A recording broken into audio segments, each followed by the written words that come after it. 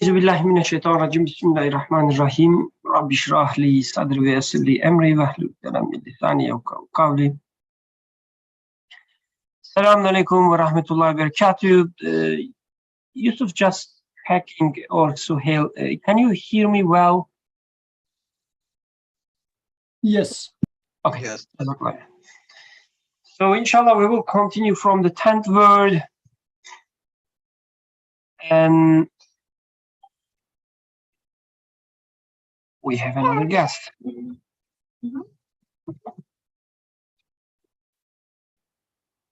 So, inshallah, we will continue from the 10th word. So, if I'm not mistaken, last week we finished 6th aspect. We studied 4, 5, and 6. And inshallah, today we will continue with the 7th aspect. But before we do that, Yusuf, if you are available, would you like to give us a short reminder, like a big picture, summary, if you are available, just for a few minutes? Meanwhile, we can, get some breath. Okay, so in this 10th word, we have been discussing the verse that says, look at the signs of your look at the merciful signs of the Creator, Allah, how He created earth after its death, and this is how your creation is going to be, or in general, this is how He creates. This is how He creates after death. He has power over everything. So author is going to or is expanding on this verse and many multiple other verses from Quran which talks about resurrection, although he only cites this one explicitly. And the text is written in a metaphorical way, as if it's a conversation between two people. One is a person who is conscious, the other one is a ignorant person. And going through the creation, the signs within the creation, it is showing or arriving to a certain creation and how the Creator is acting in creation. And then says, well, how about the same pattern of creation is expected to behave such and such when it comes to humanity, but it's not completely observable in here.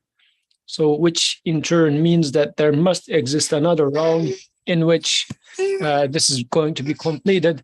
So, in a sense, looking at the big picture, seeing that the artist who paints this picture has such and such qualities, but then comes to a corner of the picture and says that, well, I do not observe the same pattern over here. And the question is not, oh, then he didn't have those qualities, but rather, well, with the witnessing of the rest of the big picture, the artist is just, merciful, and whatnot. So then the question becomes, what does he mean by not manifesting it on this tiny corner of the picture? Although tiny but very central corner of the picture. What does he mean by that? And so far, the conclusion or the general pattern that the author follows is, therefore, there must be a continuation of this picture. This is not all it is about.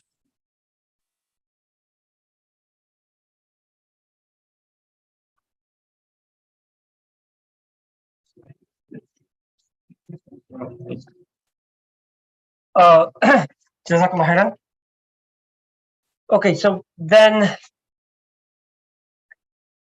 we can also, sorry, we can continue from the 7th aspect, but before that, like so far, as far as I remember, in every aspect we would question, using Yusuf's word, we would question a different missing piece in the picture.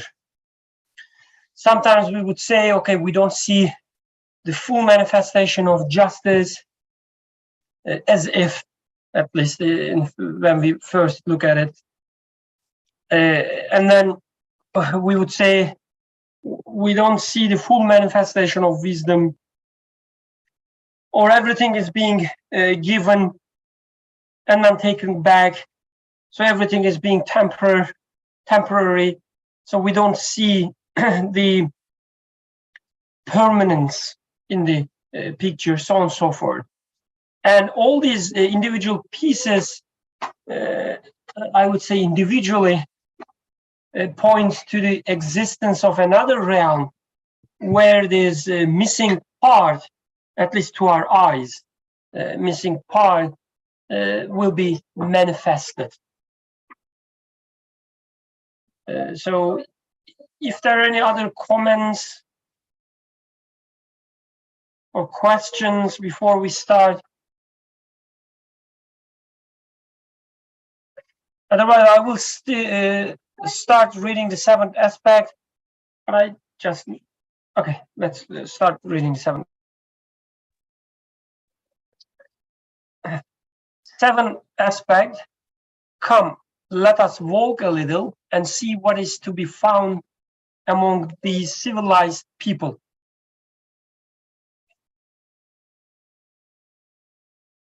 See in every place, at every corner. So this is an interesting aspect, by the way. So let's listen carefully. This is, at least to me, when I first heard about this aspect, when I first studied this aspect and the truth corresponding to this aspect, to be honest, that was very surprising to me. So I found it very novel compared to you know, how I study universe, how I study belief. So let's see, and I guess we can talk more why I think it's very interesting.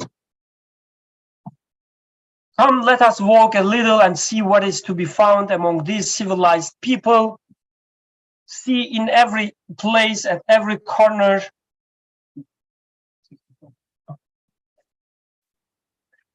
Photographers are sitting and taking pictures. Look everywhere. There are scribes sitting and writing things down. Everything is being recorded. So there are some photographers taking some pictures, and there are the scribes, the writers, sitting and writing down everything. So everything is being recorded, and everything is being recorded in multiple ways, multiple different ways. They are registering the least significant of deeds, the most common place of events. Now look up at the tall mountain. There you see a supreme photographer installed, devoted to the service of the king. He is taking pictures of all that happens in the area. So everywhere in the city, wherever you look, you will see that there's a photographer, scribe, taking notes of everything, taking record of everything, even the minute details. And there's this, on top of a big mountain, a tall mountain, there's a supreme photographer. So as if recording everything, like everything is recording individually in different photographs, but also there's a supreme photographer which photographs everything at once. And regarding that supreme photographer, the metaphor, because this is a metaphor, of course, the author is talking about in terms of metaphors. So Yusuf, I apologize, I don't remember whether you already said that, but the parts that we are reading now, they are in form of metaphors. So he will give 12 metaphors as if he's just telling us a story, and then he will share us the truths corresponding to each metaphor. Okay, so here in the 7th aspect, he's talking about the things being saved, right, recorded. But because this metaphor is a little bit complicated, he wanted to give some, at least part of the truth, and he put a footnote about the supreme photographer, which is some of the truths indicated in this parable have been set forth in the 7th truth. So this is 7th aspect, metaphor, and there will be 7th truth, which is corresponding truth. And truth meaning like he will then talk about our lives, like the real lives, not the story, but he will talk about Atik. And anyway, some of the truths indicated in this parable have been set forth in the 7th truth. However, let us point out here that the figure of the supreme photographer devoted to the service of the king is an indication or allusion of the preserved tablet. Preserved tablet is the Lef-i Mahfuz, right? The reality and existence of the preserved tablet has been proved in the 26th word as follows. A little portfolio suggests the existence of a great ledger. A little document points to the existence of a great register. A little drops point to the existence of a great water tank. So too, the retentive faculties of men, the fruits of trees, the seeds and kernels of fruit, being each like a little portfolio, a preserved tablet in a miniature, or a drop proceeding from the pen that inscribes the great preserved tablet. So he's saying that you will see a tiny preserved tablet, a tiny Lef-i Mahfuz. Am I pronouncing it right? Okay. A little example of it. In everywhere you see, like when you look at the seed of a tree or a kernel of a fruit, you will see all these tiny examples of preserved tablets. And all these tiny ones actually pointing to the existence of the great one, the actual one.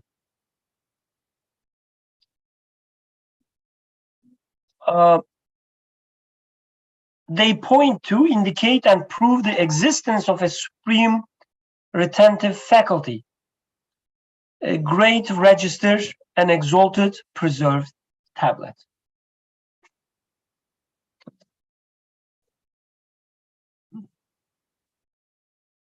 Indeed, they demonstrate this visibly to the perceptive intellect.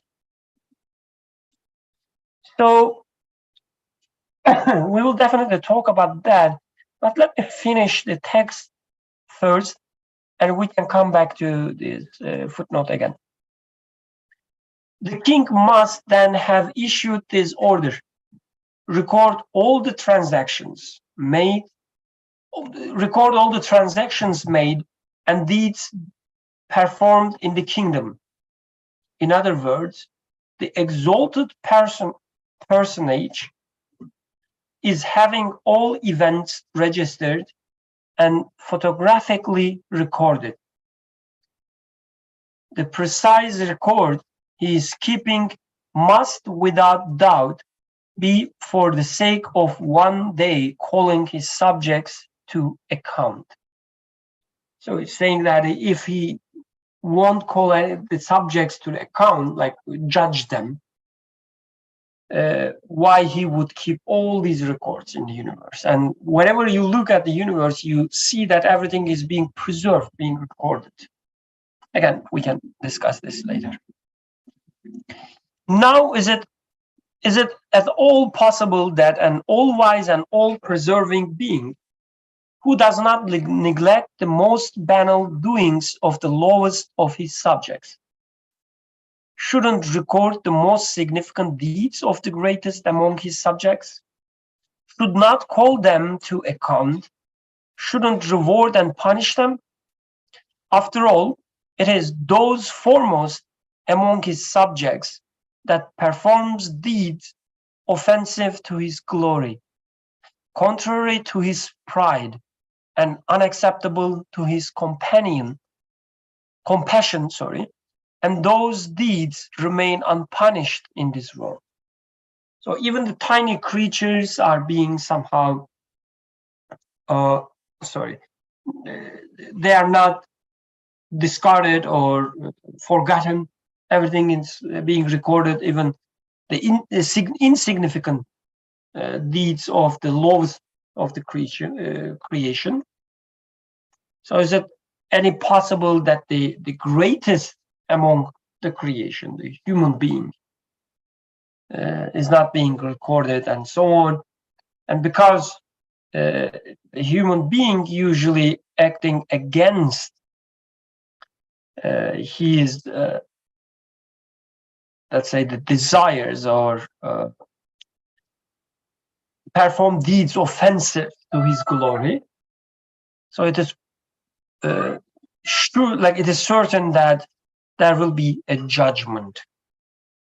It must be, therefore, that their judgment is postponed to a Supreme Court, because they're not punished here.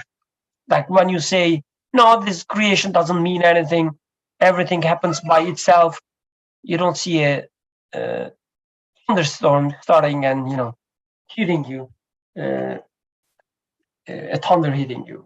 You don't see it.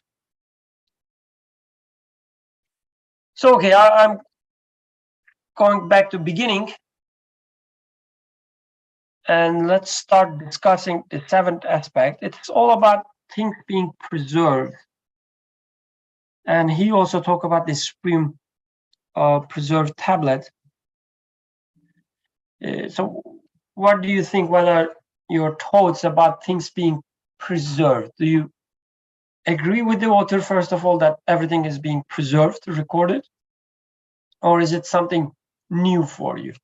Like, I don't think things being preserved, but if author says so, there must be something, right about it. Or so what is your stance here? Please go ahead. My own experience, most of the things that happen in my life, I'm not preserving it, right?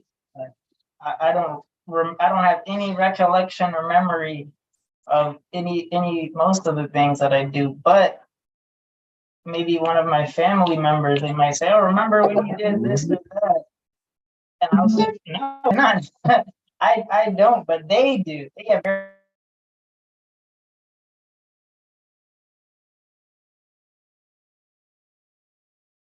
We cannot hear now. Recorded somewhere. Oh, Yusuf, are you saying something? Or someone else?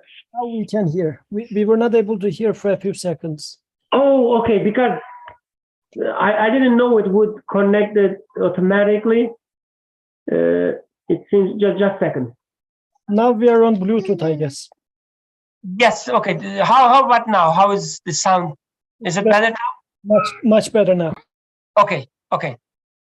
Sorry, I was connecting to a Bluetooth, the speaker. I didn't know it would connect automatically. It's so smart. I cannot control it. Like, it's even smarter than myself. Alhamdulillah. Like, I don't even have to tell it that you should connect to this computer. It knows. Wow. That's, yeah. If you need one, I can. Let's talk after this. So, okay, going back to the preservations of things. So, Atik was saying, if you missed it, that sometimes I don't recall memories, but my family, especially if it is something bad done to them, they always remember, he says. And to that, I would say, I guess it doesn't matter who remembers, right? And like this remembering as a concept is there in the creation. It's extremely interesting, actually. Like even the useless stuff is being remembered. Like, I mean, I can understand the some milestones being preserved, or the parts that builds up my character, let's say, from an evolutionary perspective. It makes sense that certain things are preserved because they would, help me in future and so on. I can, argue, but it doesn't make sense from such a perspective that even so-called junk things are being preserved. Most of the things that your family remembers about you, you would prefer not remembering them, right? Like they're not much helpful, but it is being preserved. Sometimes against your will. So obviously it's not you.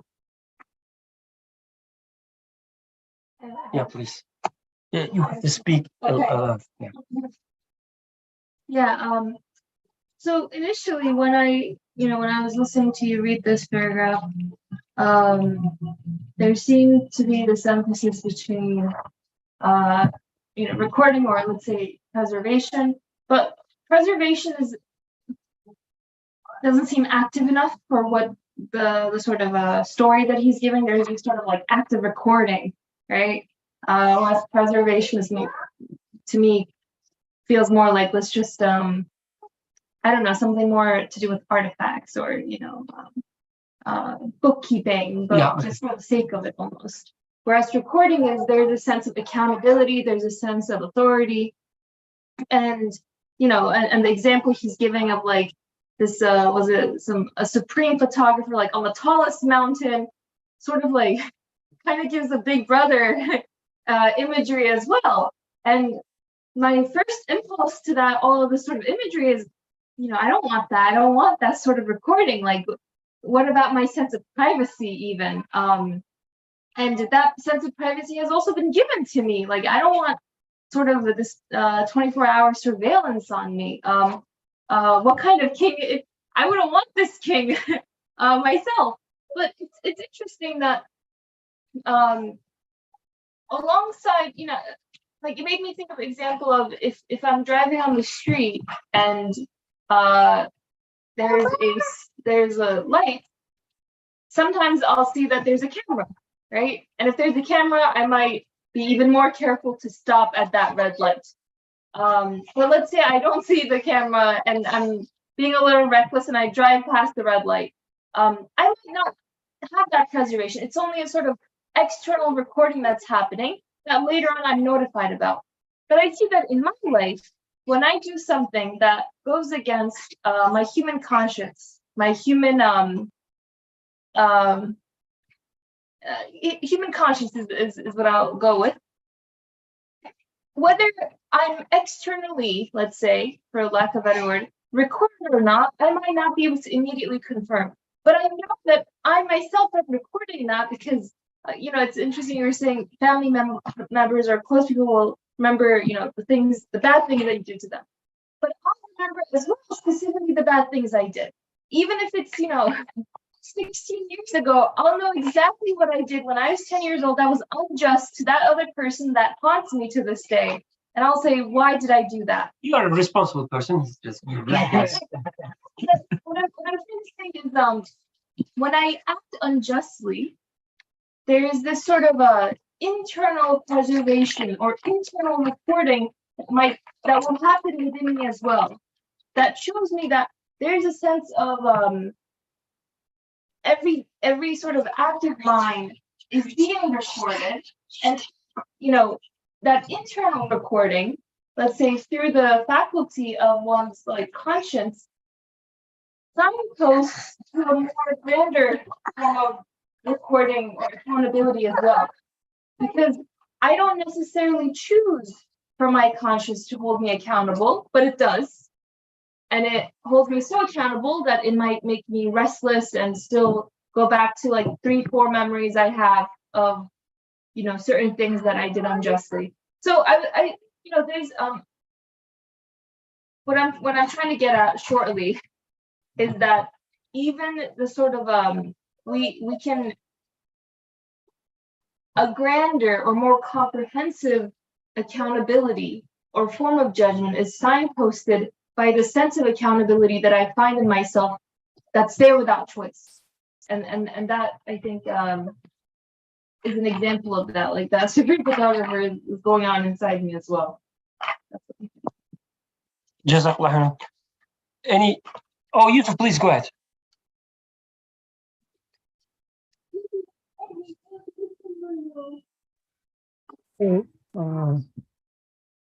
Just a second. Okay, so I guess before whether things are being recorded or not, first with the story. So if things are being recorded, what would they imply? What would this imply? For example, in the States, you are not allowed to really use cash pretty much because especially for a little bit of large sums, I think it's there. For large sums of money, they would like you to make it through bank. So why is that? Because they would like to keep a record of where the money is, who is spending how much, who is earning how much. Why is that? Why do you keep record of that? Well, because you say that there must be a point for that, right? Why are people coming after me if I just send someone the money and just put some note over there? And then they say, what do you mean by this note, for example? So definitely either it's they are monitoring how much you earn so that they can get tax out of that, or there is some sort of a security issue. Maybe you are supporting some unlawful groups so that they would like to keep record of that. So there's a point, there's a purpose of that. So then if we come to the point of, well, in this life also there is a strong keeping of memory. What is the point with that? So if you think about, for example, human memory, what is the point of human memory? Is it just for me to maintain my life? Because after I die, my memory just goes to waste. Like however long you live, let's say, think about a long living person, 80 years, and now 80 years of sight, hearing, taste, knowledge, touching, all these knowledge is burying under the soil now. And this includes the data which helped that person's life. And maybe most of it didn't really help for that person's life on this earth. So what was the point of this bookkeeping? I guess this is the question that we need to ask, because when bank asks me, or what did you do with this money? Why did you send this money to that person? I'm asking, well, what are you going to do? It's my money.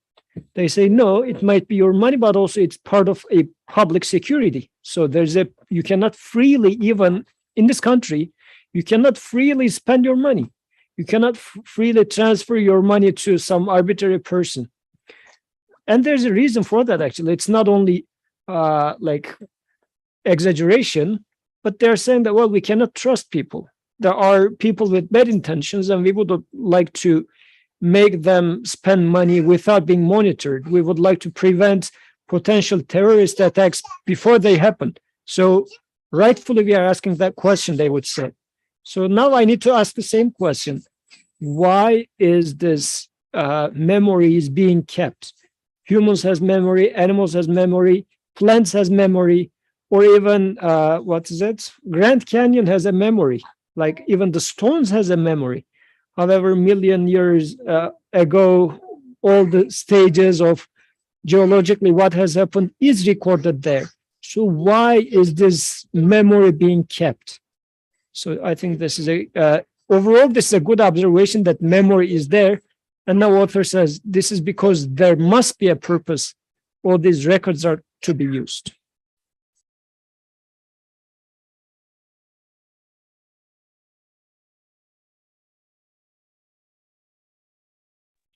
Jazakallah khairan.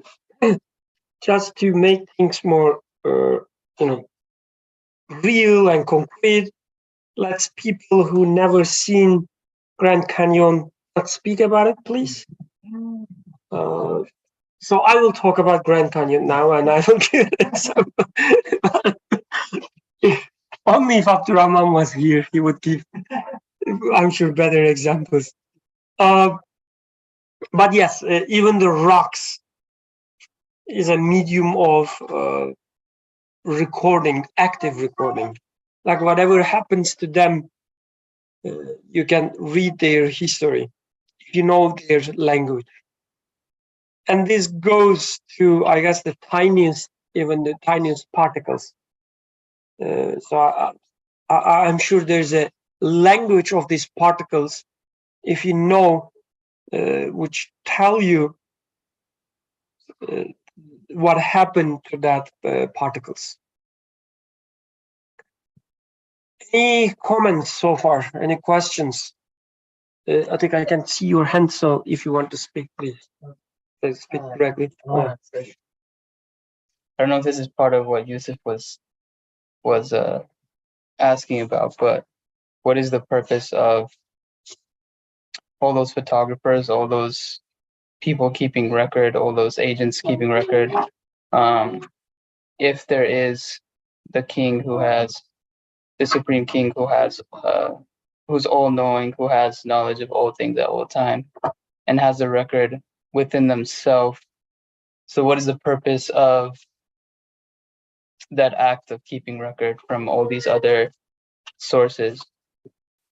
What role does that record play apart from the knowledge that the king has on his own?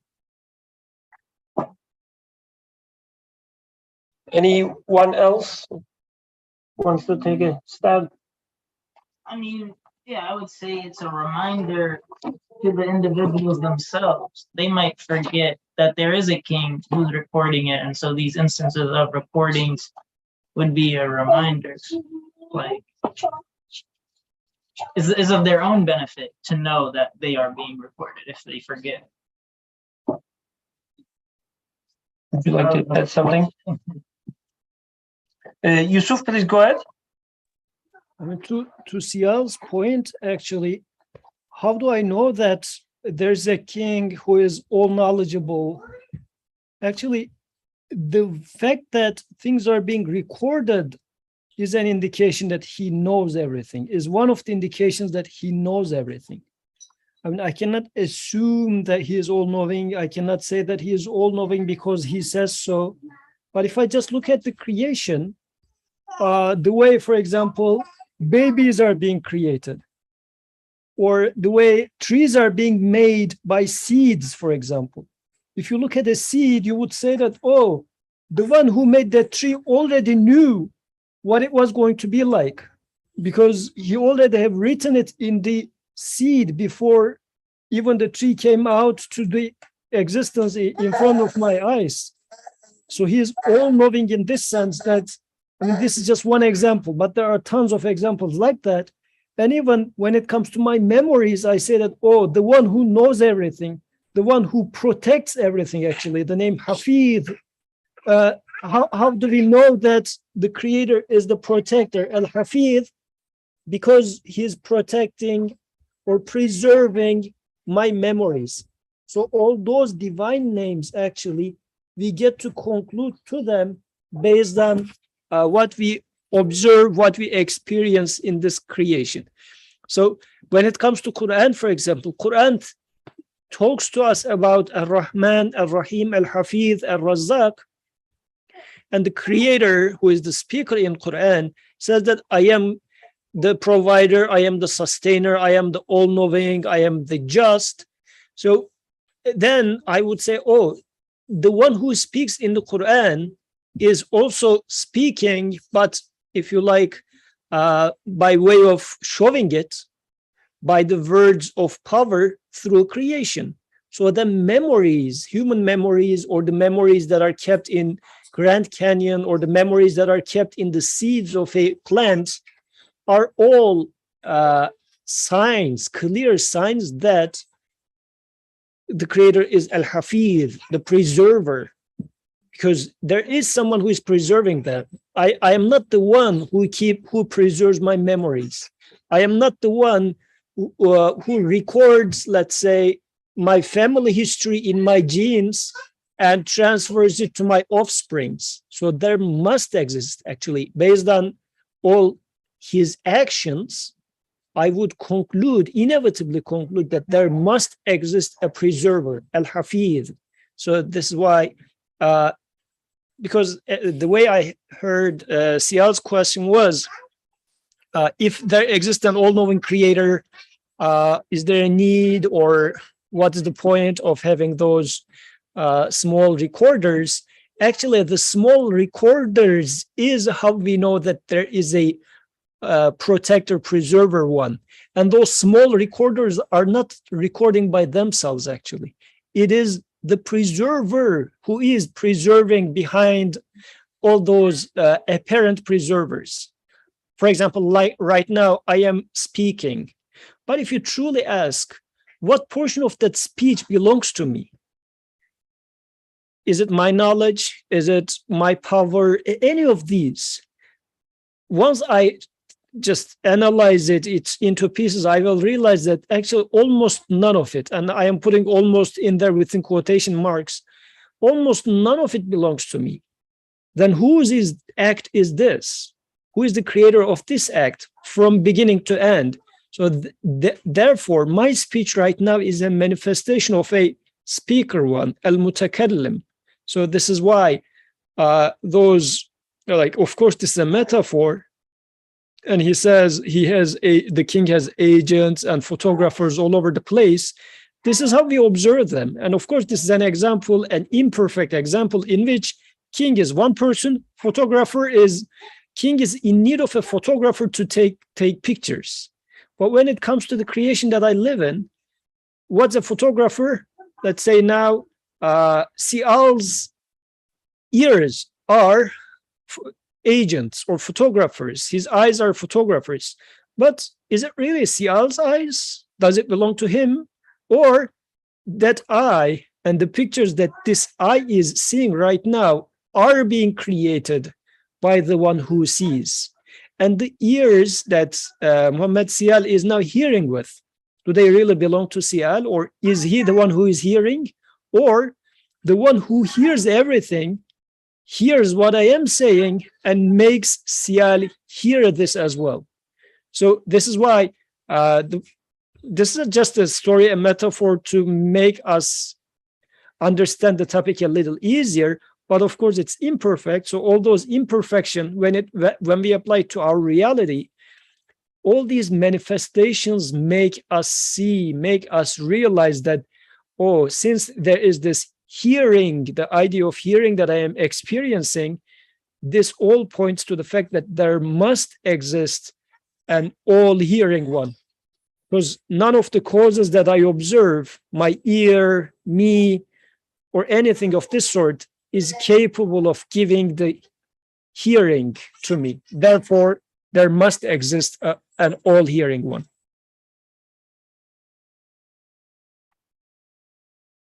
So what I understand from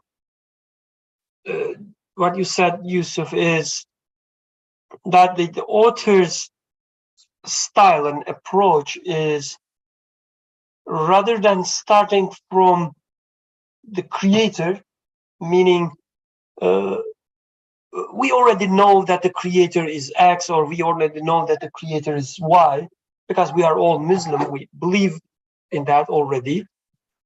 So let's repeat it. Instead of that, he says, when you look at the creation, you will see the signs kind of proves that indicates whatever Quran says about the Creator. So in the Quran, Creator says, I am all-knowing. But he's speaking from the Creator's standpoint. He's talking about himself. Like he says, I am all-knowing. So from your standpoint, point of view, it doesn't make much sense. Sorry. Simply repeat what he says. He says, I am the all-knowing. And I say, he's the all-knowing. So this is just, repeating something doesn't make much sense from my point of view. Like I have to believe in that. I cannot just repeat it as if it's my knowledge, that it's that I know that he's all-knowing. No, you don't know. He can only know whether he's all-knowing or not. You can only see whether it is true or not by looking at the creation. And when you conclude that, yes, what is said in Quran is actually a summary of what I see in the creation, then it becomes your belief. So believing that there is an all-knowing creator is the conclusion that you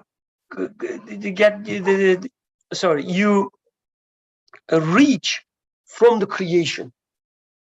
So as author would say in another place, the Quran is the interpreter of the creation, or Quran is the answer book of the creation. So when you say, for instance, okay, you have a math example, a math question, and the teacher professor asks you, it's a simple question. The professor asks you, what is 7 plus 4? And the answer is 11. Okay? Quran gives you the 11. But the creation is there to teach you 7 plus 4. So the idea is learning how to make the summation. So this is the point of this is the point of living. If you go just memorize 11, it was 11, the answer was 11, so I will memorize the 11. And every time somebody asks you about addition, a question including addition, you just repeat 11 and you say 11 and 11 and 11. It doesn't make sense, right? You didn't learn anything. So Quran gives you that he's the all-knowing creator. It's just the answer of the questions embedded in the creation. And the question in this case, as you asked, when I look at the creation, I see that everything is being, everything comes to existence following certain patterns, following certain knowledge, as if, which goes to this footnote, Lawh Mahfuz. So you know that everything is being written down before they come to existence, right? Qadar, or whatever you want to call it. Because you know that when you look at the creation, so from, for instance, an orange tree never comes an apricot. As if something is coded there, encoded there. So there is a knowledge which relates past and future. So when you look at this, you say, like, everything comes to, and it comes to existence as if it is known by someone, as if somebody or something put them into existence following certain knowledge, following certain pattern, so following some styles. And then when you ask these the questions, who is this? Like, what is this knowledge that I see? What is this style that I see? Quran gives the answer.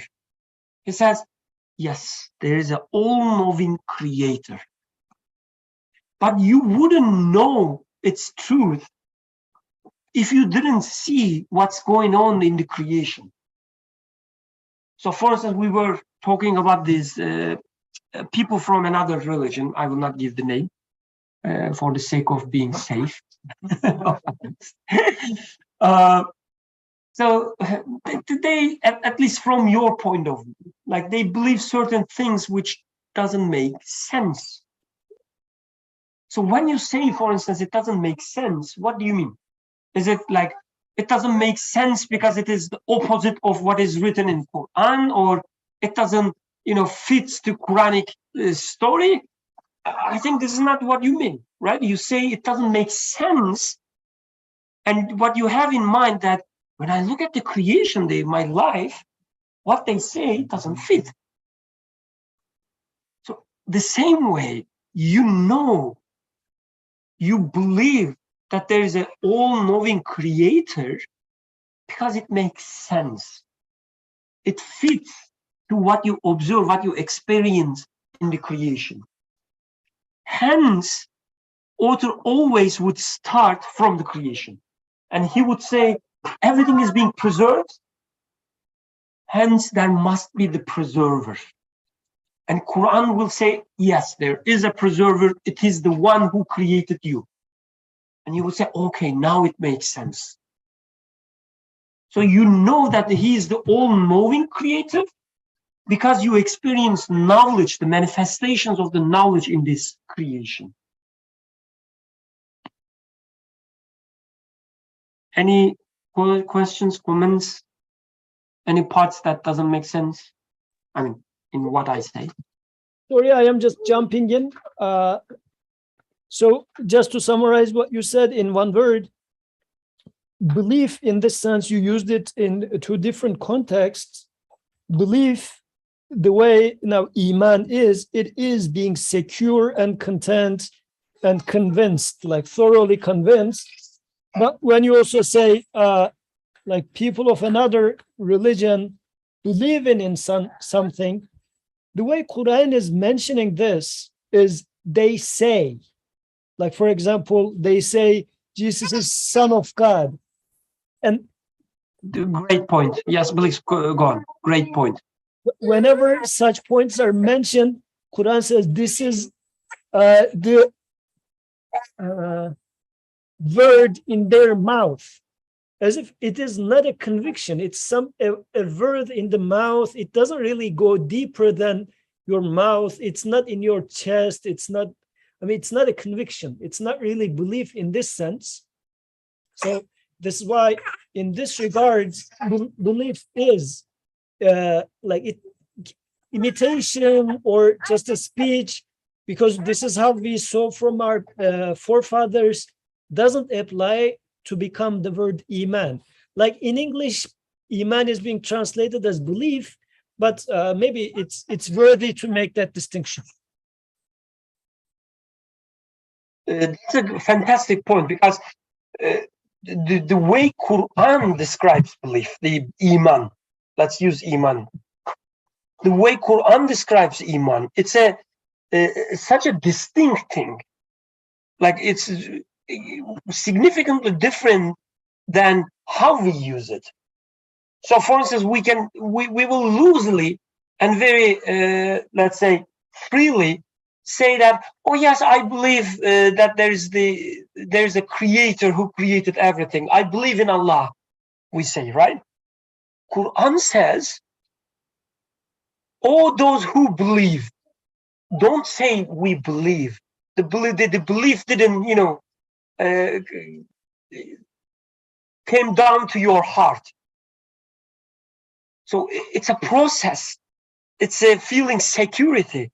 Just because you articulate it, as Yusuf said, just because you say it, it doesn't mean that you believe.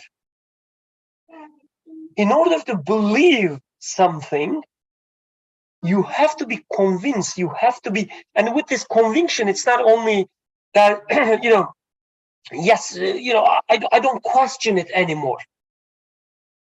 No, you will question everything.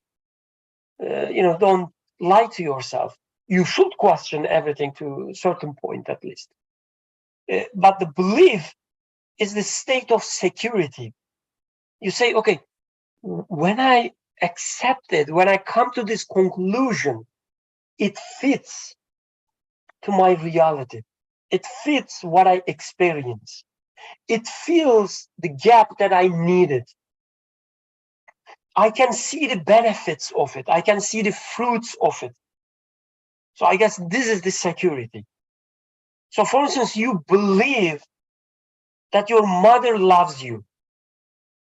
I think within the, at least within the realm that we live, there's a perfect example of belief. You know, you believe that, so you know, and the belief follows knowledge. It's not the other way around.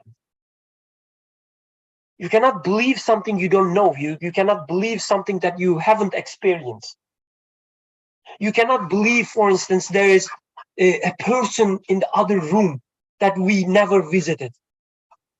So in a, let's say, a philosophical discussion, there is such beliefs. But the way Quran uses belief, that you cannot believe something you never experienced, that you didn't come to a certain conclusion. That's the Quranic belief.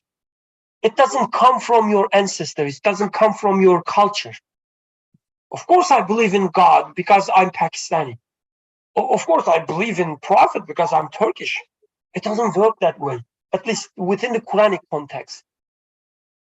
Justified through your Exactly. First comes your experience. Can you hear us still? There's a warning about my speaker, but anyway, I assume you can hear. Yes. First come, the experience, the reality, the existence, and from this existence, you know your creator and you believe what Quran says. I guess that's what separates the Quranic approach from any other so-called religious claims. So people even say, let's use Quranic terminology instead of belief. The people even say, they think that the universe was created by certain cosmological entities, these Scientologists. Or there were some imaginary people who found some gold tablets or whatever. But people say things. What separates the story, quote unquote stories, that Quran tells? Oh, there was a person who lived 14 centuries ago. One day he was in a cave. He received a mysterious revelation and then came to his family and then started spreading the truth. And like, if you look as a story, a historical story, there is no much distinction between the two. The distinction starts from the fact that one fits the reality, explains the reality, goes with the reality, and makes reality real. The one makes this Quranic explanations. The others, they're just external. You have to force yourself. You have to take a leap of faith, as they say, to believe in them. In Quran or in Islam, as far as I know, there's no such thing as a blind leap of faith. That first you have to force yourself to believe, and then something will fill you spiritually. There's no such thing in Quranic explanations of things. Quran always talks about things that you have access to. It talks about dates, like the fig, olives, mosquitoes, or cows, right? It talks about your family, your children, this is the way you know your creator, starting from your experiences and existence. So we know that the Quran is true when he says that there is the one who preserves, records everything, Al-Hafiz, as Yusuf said. We know, we believe that this is true because we experience it at the first hand.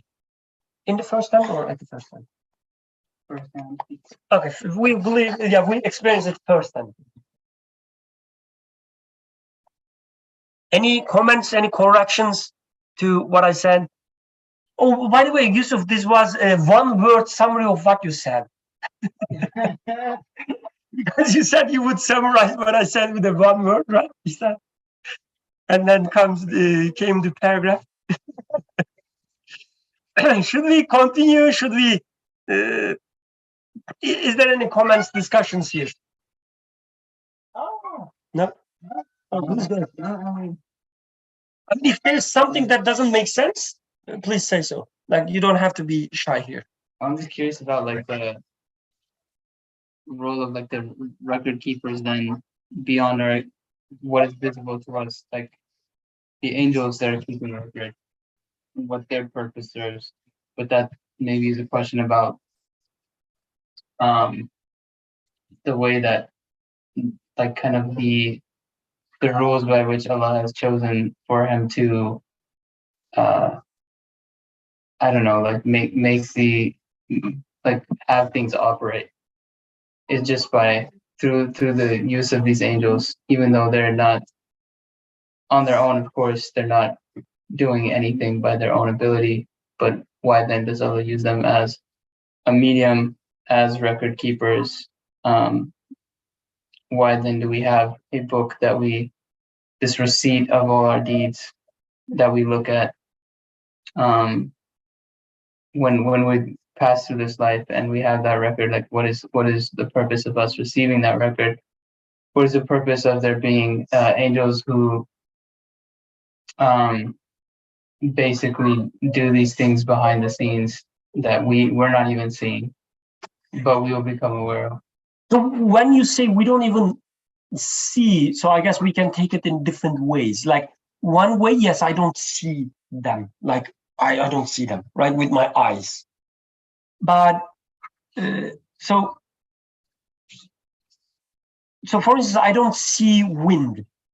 Do I see wind? But even apart from, do we experience them at all in this? I guess if we didn't experience them one way or another, Quran wouldn't tell us about them.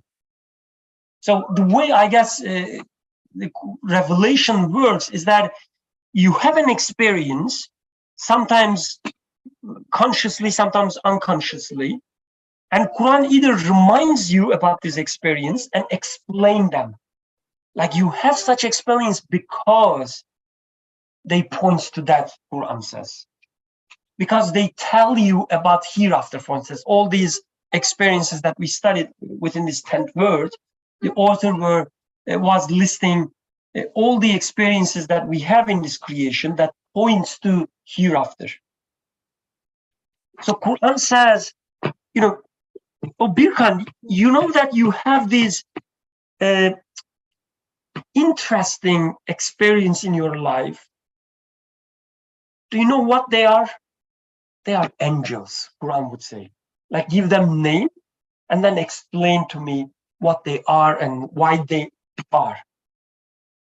From my point of view, because when we ask about the wisdom, we should never, ever try to take the creator's point of view and say that, okay, they act this way because creator told them.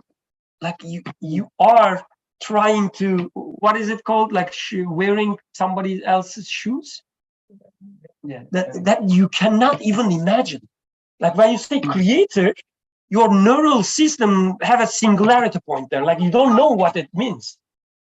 Like, you just articulate name, right? The Quran says, do not try to imagine Allah, right? So So you cannot talk about the wisdom from his perspective. You can talk about the wisdom from your perspective, and you would say, oh, it makes sense. It teaches me about this and that, for instance. So the better question is, what am I learning about the creator through this medium that he's chosen? For instance, within the scope of this text, when the author talks about this preservation, he says everything is being preserved. And the question is why? Like, everything is being preserved to be wasted? He says, obviously, they point to the fact that there's a judgment. You will be taken help me. Account of. Oh, yes. So they point to that, like they kind of give you the evidence for the hereafter. They tell you that there's hereafter. You said this is only one aspect. We studied 6 more. We will study 5 more. And all these 12 aspects will tell you about the hereafter from different perspectives. And when you put them together, you would say, yes, there must be a hereafter. Because everything in creation tells me about hereafter. Tells me about the judgment day. So in this context, for instance, the preservation or everything being recorded, author says, let me read this part again.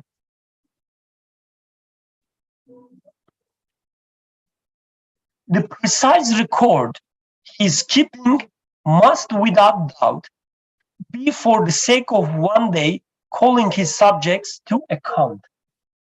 So this is the sense we have, right? When Ayşenur was talking, for instance, she was saying, when I'm being recorded that much, I have a sense that my privacy is not protected. Or take it the other way around. It is the feeling of responsibility, actually. You say that everything is being recorded about myself. So I feel this responsibility now. There must be, the point of these records must be that one day I will be called to account. You know that. How do you know that? Because his mother remembers everything he does. So he cannot get rid of them. Like he knows that they stay with him, and one day he will be held responsible for them. Or let's put it that way: when Quran comes and tells you there will be judgment day, you would say, "I know." I mean, not that it's something. Oh, I already know that. Why you are telling me? Not that way, but you say, yes, what you are saying is true, I believe. Tell me more, please. Because creation will tell you only to certain points. Like it will only tell you that there must be some form of accountability. And Quran comes and explains what form of accountability. It's not that Atik will judge you. Because this is also some other people say, right? There's no such thing as creator. Our social norms will judge you. Our society, our judgment system, justice system will judge you. This is what people say. But Quran says, no. You are right about the sense of accountability. It is there. I put it there because it points to the judgment day. I will judge everyone. Quran says. And you say, yes, that makes perfect sense. I believe in that because it fits to my experience. I spoke too much. Yusuf, please continue from there. Just as a follow-up to and the point about angels, for instance, I mean, although I do interact with, let's say, my son right now, or Atik, Sial, you, I do not only say that you have the matter, the physical body. I say that there's something beyond that in you. And even we put a name, we say it is the spirit, it's ruh. So I have never seen it, I have never touched it, but I interact through your body. I mean, through the word, through the tongue and ear. But I do know that there is much more than all these material aspects of you, or the observable things, which makes me think that, oh, there is an aspect in that person which is spirit, which is conscious, which is aware of me being here, furthermore, which is aware of his creator, which is worshiping his creator consciously, right? So how about the trees? How about the stones? How about the clouds? How about the sun and the moon? So this is why belief in angels, when Quran mentions everything in the heavens and the earth, actually everyone, sometimes Quran says ma, sometimes says man, fis samawati wal ard. So things within the skies and within the earth and everything in between, and everyone in between glorifies the creator. So it depicts a world in which everywhere is filled with conscious beings, conscious worshippers of the creator. Actually, I do interact with them. But if I am unconscious, for example, if the only language I know is Turkish, and I come to an environment in which people are speaking English and Chinese and whatever, I would just say, well, it's gibberish. It's nothing. It's just noise. I did not acknowledge that they do speak meaningful speech because of my ignorance, not because there was not a meaningful speech going on. So if I am a conscious worshiper of the creator, to the extent that I'm a conscious worshiper of the creator, I will realize that everything in this creation is a conscious worshiper of the creator. Then to that extent, I will say that, oh, there must exist conscious worshippers, as I am with my spirit in this body, the flesh and bones. There are things which are in, I mean, metaphorically using the word in, but representing that tree over there, that cloud over there, that moon over there. There are conscious worshippers. In Quran's language, they are called angels. And when I hear it like that, when Quran mentions angels, again, I need to come back and look at the existence and say, oh, if Quran is telling me, and since Quran is a guidance, then I should be able to find it. This is why, again, very beautifully, this description of Iman, now intentionally using it different than belief, is much, much more different than what only the word belief in English does. So translating it simply as belief is making an injustice to this very strong, very rooted concept of Iman that Quran is introducing us.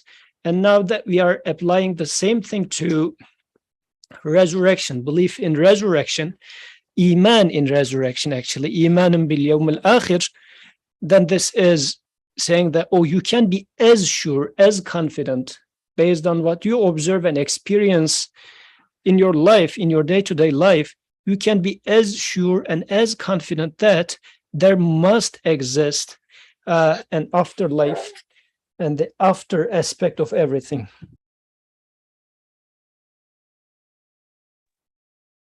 So you're walking on the street, there's this beautiful flower, you look at it, you enjoy looking at it, and then you enjoy its colors, and then you feel as if, this flower is smiling you smile back. It makes your day much, enjoyable. Of course, you don't question this that much because it happens all the time. But for someone like a prophet, he would question this. He would say, like, what's going on? Like, it's just a flower. It's just a piece of matter. It's a bulk of atoms, whatever he would use in his language. But I have this relationship between this thing. as if there is, the conscious interactions between two of us. And Quran will come and tell you, Birkan, you are not mad, because there are angels, Quran would say, for instance. And then in another ayat, he would say, like, there are angels riding every creation. I would say, oh, that's how I interact with this flower. This is how I, enjoy something seemingly lifeless. Because actually it is lively being ridden by angels. Of course, these are all metaphors, but this is how I understand this. So everything Quran tells is an explanation of something that I experience in this life, not fully, because, for instance, the existence of hell and heaven. I don't have hell or heaven in this life, but I know there must exist a hell, there must exist a heaven. That much I experience. And then Quran comes and says that there is a hell, there is a heaven in this form, that form, this will happen, that will happen, and explains everything.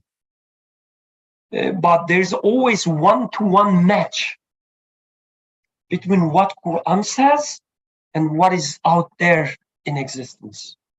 Quran never speaks something out of, let's say, thin air. It's always true, meaning that it always corresponds something real, something concrete, as concrete as, my relationship with the flower. What's going on there, ladies?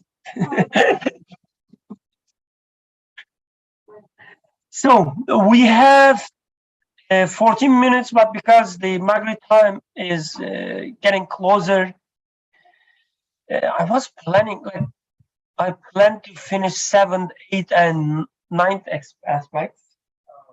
But I guess finishing the 7th aspect itself is good enough. We can congratulate ourselves, right? Let's upload it. So we can stop here. If there are no other comments or questions about the 7th aspect. Yusuf, please, let's conclude with your beautiful one-word summary, inshallah.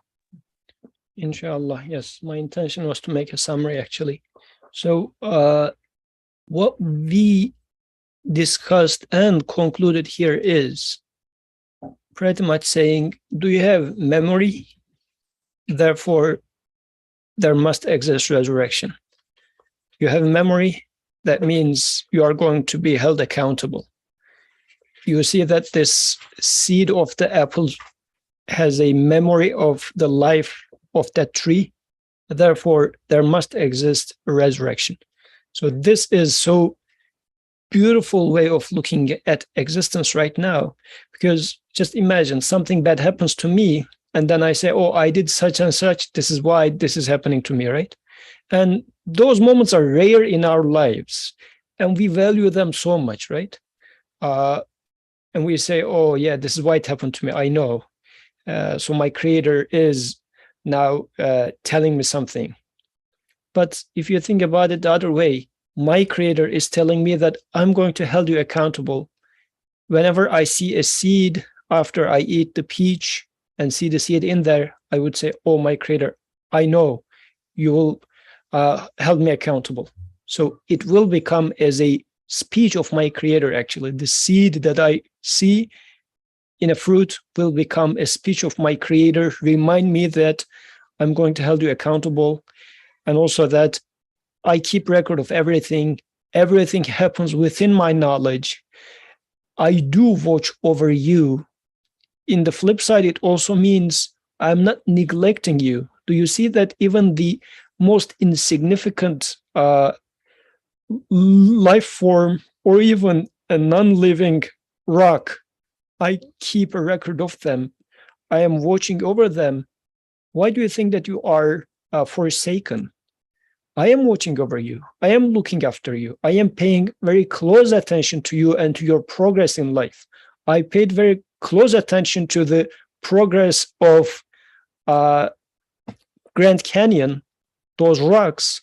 I am paying close attention to how you progress in your life as well. So you are not alone. Actually, I am closer to you than your jugular vein.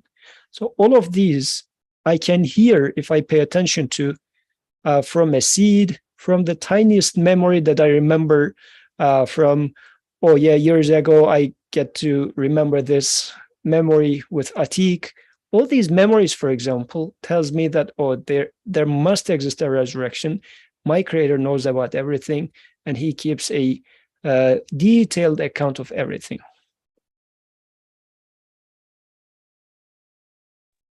Jazakallah khairan. Inshallah, after the discussion, we will collect some money to buy tickets to Grand Canyon for Yusuf. Let's finish here, inshallah. Subhanaka la ilma lana illa ma 'allamtana innaka antal alimul hakim. Wa akhiru da'wahum anil hamdulillahi rabbil alamin. Al-Fatiha.